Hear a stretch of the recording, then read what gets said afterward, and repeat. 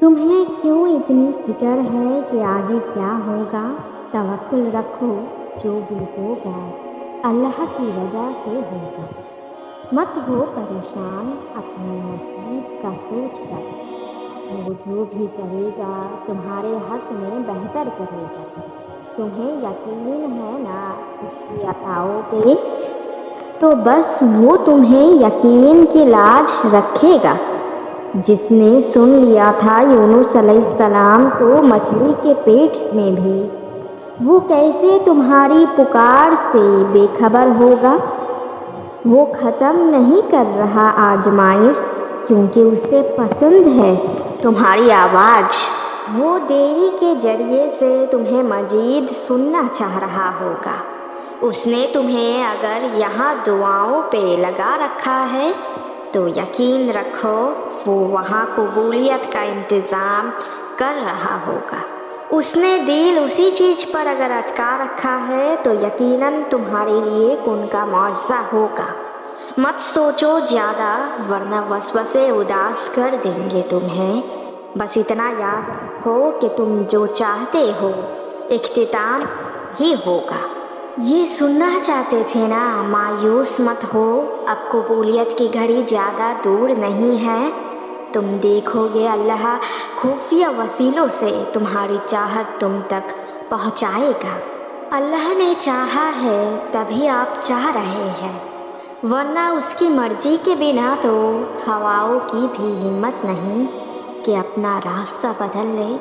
تو پھر آپ جو مانگ رہے ہیں یہ خواہش یا طلب یہ اللہ نے ہی دی ہے دل میں، ورنہ اس کی مرضی کے بنا تو ہواؤں کی بھی ہمت نہیں کہ اپنا راستہ بدل لے۔ تو پھر آپ جو مانگ رہے ہیں یہ خواہش یہ طلب اللہ نے ہی دی ہے دل میں ڈالی ہے۔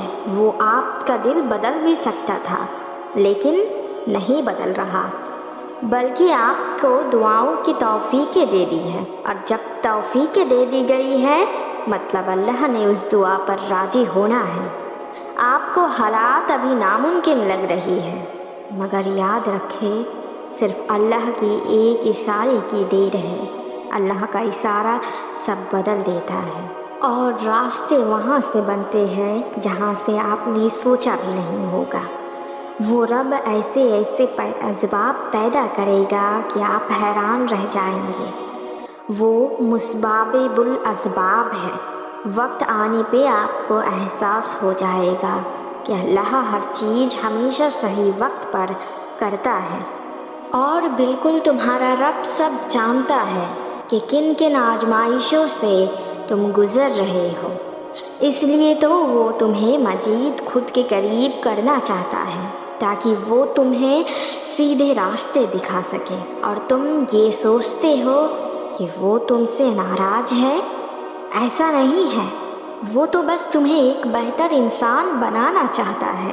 اللہ جلد باز نہیں ہے، وہ ہر چیز صحیح وقت پر کرتا ہے، کیونکہ اس کے عطا میں کوئی خامی نہیں ہے، پرفیکشن ہے، اور ہم انسان جلد باز ہے، اور جلد باز ہونا شیطان کا کام ہے۔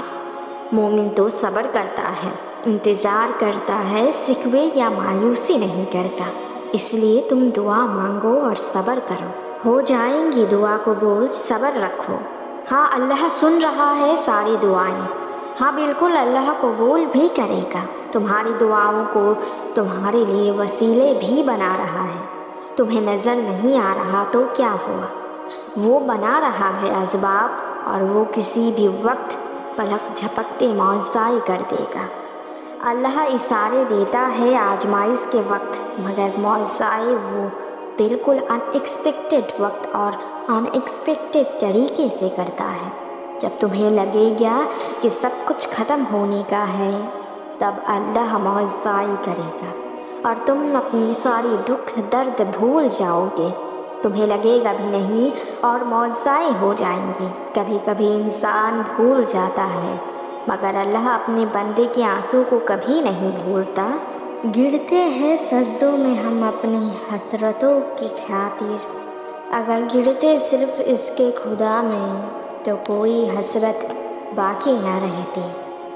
ہم ہمیشہ اللہ سے گلہ کرتے ہیں کہ اللہ ہماری دعا قبول نہیں ہو رہی، ہم ہی کیوں وغیرہ، لیکن کبھی یہ نہیں سوچتے کہ ہم نے اللہ کے لیے کیا ہے۔ جس اللہ نے ہمیں اپنی عبادت کے لیے پیدا کیا، ہم اس کو ہی بھول گئے، اور جب اللہ یاد کیا تو اپنے ہی فائدے کے لیے۔ کیوں؟ کیا کبھی اللہ تم سے ناراض ہوا جو تم اللہ سے شکوے کرتے ہو؟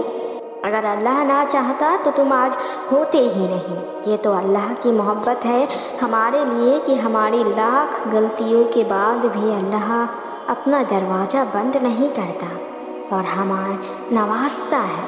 اللہ سکون ہے، اللہ محبت ہے۔ جب تم اللہ کو پکارتے ہو تو تمہاری آواز 7 آسمانوں تک سنی جاتی ہے، اور تمہیں لگتا ہے کہ اللہ تمہیں بھول جائے گا۔ نہیں، اللہ واقف ہے تمہاری کیفیت سے۔ جس نے دل بنایا ہے کیا وہ نہیں جانے گا دل کا حال؟ یہ دنیا، یہ دوستی، یہ سحرے، یہ محبت، یہ سب ٹیمپرری ہے، اور یہ سب تمہارے وجود کے ساتھ ختم ہو جائیں گے۔ لیکن جو قائم رہے گا وہ ہے تمہارے اپنے اللہ کے ساتھ کنیکشن۔ اس کنیکشن کے اسٹرانگ کرنے کی کوشش کرو۔